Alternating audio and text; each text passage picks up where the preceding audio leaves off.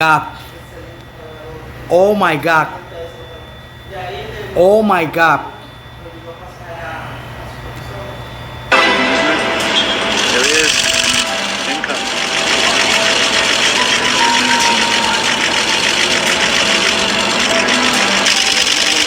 But that was not the only lawsuit that he faced, because he also resolved another criminal case in Manhattan without going to trial, pleading guilty to a single charge of harassment stemming from an accusation of kissing a woman without her consent. There was also another case where the woman accused Cuba of battery assault and the intentional infliction of emotional distress, ended with a judge ordering him to pay $80,000 in compensatory damages to the plaintiff, Natasha Ashworth.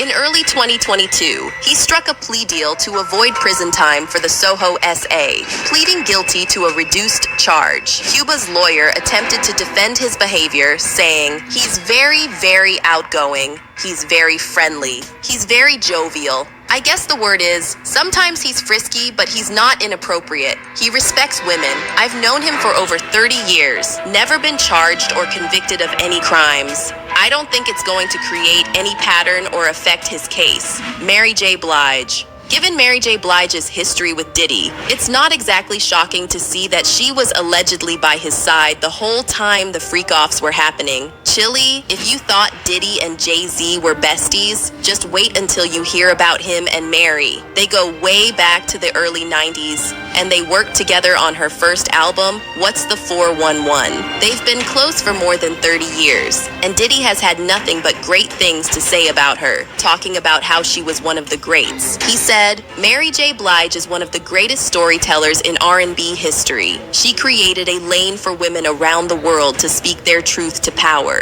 So nobody deserves this success more than her. More than being my sister and my best friend, she will forever be a pioneer and the queen of hip-hop soul, who remains an unstoppable force that can accomplish anything she sets her mind to." However, everything changed around the late 90s to early 2000s.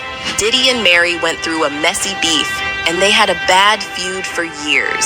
At some point, it was like they were never going to make up, but Mary eventually chose to swallow her pride and admitted that the reason for the beef was that she was a hot mess who couldn't keep it together. She said, "The reason we split up is me not understanding the business the way I needed to understand it at the time," she explained. "He had a label, he had a female artist, he had Biggie, but during the time, I was really dogging myself. I was a mess on drugs. Any smart man or businessman would have moved away from me. It felt like he was becoming distant. But looking back, I now understand why. I wasn't delivering properly. I wasn't taking care of my health, so how can he roll his dice on me?" Diddy eventually let bygones be bygones, and they managed to mend their friendship. Things were all good between them again, but now, that's a totally different situation. After the feds came knocking on Diddy's door, Mary made it clear she'd cut ties long ago, claiming she burned that bridge ages ago.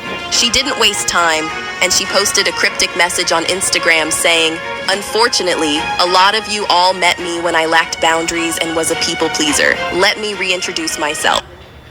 Oh my God. Oh my God. Oh my God.